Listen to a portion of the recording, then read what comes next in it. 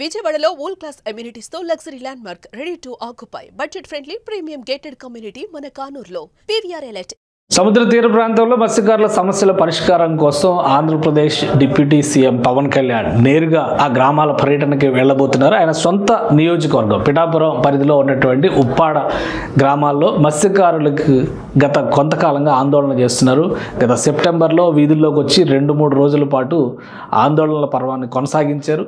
సమస్య పరిష్కారానికి deputy CM రావాల్సిందేనంటూ పిలుపునిచ్చారు. అయితే అప్పుడు అసెంబ్లీ సమావేశాలు జరుగుతున్నటువంటి తరుణంలో పవన్ కళ్యాణ్ రాలేకపోతున్నట్టుగా మెసేజ్ పంపించారు. అయితే సమస్య పరిష్కారానికి చర్యలు తీసుకున్నట్టుగా అనౌన్స్ చేశారు. ఈ క్రమంలోనే కొన్ని చర్యల పరంపర కొనసాగింది. ఇప్పుడు ఆయన నేరుగా పర్యటనకు వెళ్తున్నారు. ఆయన షెడ్యూల్ వివరాలు ఒకసారి చూస్తే కనుక హెలిప్యాడ్ లో అక్కడ కేజీపీఎల్ అంటే కాకినాడ గేట్వే ప్రాజెక్ట్ ఏదైతే ఉందో పోర్ట్ గేట్వే పోర్ట్ దగ్గరికి ఆయన వెళ్తున్నారు. కేజీపీఎల్ పోర్ట్ దగ్గర నుంచి తొండంగి దగ్గరికి హెలికాప్టర్ లో ల్యాండ్ అవుతారు. అక్కడ నుంచి జెట్టి పాయింట్ లో లోపలికి వెళ్తారు. సముద్రయానం కూడా చేయబోతున్నారు పవన్ కళ్యాణ్. అక్కడ ఉన్నటువంటి సముద్ర జలాలు ప్రధానమైనటువంటి అభియోగం మత్స్యకారులు చేస్తున్నటువంటి అభియోగం ఏంటంటే సముద్ర తీరంలో ఉన్నటువంటి కొన్ని ఫార్మా పరిశ్రమలు విడుదల చేస్తున్నటువంటి రసాయన వ్యర్థాల వలన తీర ప్రాంతం కలుషితం అవుతుంది, మత్స్య సంపద తరిగిపోతుంది. దీనివల్ల మత్స్యకార గ్రామాల్లో ఉండేటువంటి ప్రజలకు కూడా రకరకాల వ్యాధులు వస్తున్నాయనేటువంటి ఆరోపణలతో వీళ్ళు ఆందోళన చేశారు, వీధులకు ఎక్కారు. దీన్ని సానుకూలంగా పరిశీలించిన తర్వాత ప్రభుత్వ పక్షాన ఒక మెసేజ్ పంపించారు పవన్ కళ్యాణ్. ఆ తర్వాత దసరా తర్వాత కొంతమంది నిపుణులతో ఒక కమిటీని కూడా అపాయింట్ చేశారు.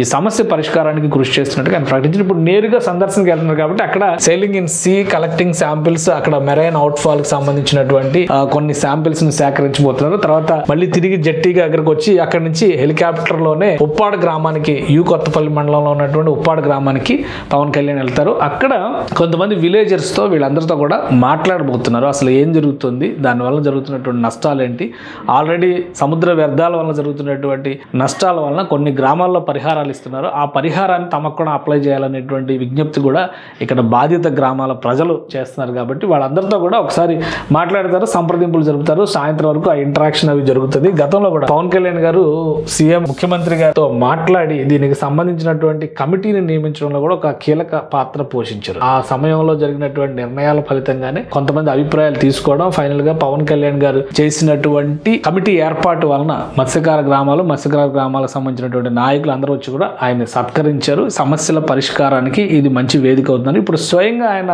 ఆయా గ్రామాల్లో పర్యటించడానికి రెడీ అయ్యారు. కాబట్టి ఈ పర్యటన తర్వాత నిర్దిష్టమైనటువంటి పరిష్కారాలు వస్తాయని చెప్పని మత్స్యకార గ్రామాల ప్రజలు అందరూ కూడా ఆశిస్తున్నారు. సో డిప్యూటీ సీఎం పర్యటన సొంత నియోజకవర్గంలో ఉప్పాడ తీరంలో జరుగుతున్నటువంటి ఈ కలుషిత వ్యర్థాల సమస్యకు ఒక పరిష్కారం తీసుకొస్తుందని వీళ్ళందరూ కూడా ఆశిస్తున్నారు.